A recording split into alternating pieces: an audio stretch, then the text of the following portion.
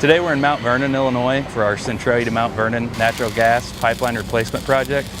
Well, this project replaces approximately 15 miles of 1950s vintage 6-inch steel transmission line. This project is very unique because it's one of the largest projects and longest projects we've done in almost 20 years. 15 miles is a significant distance and involves a coordination with a lot of local stakeholders and a lot of local landowners and real estate.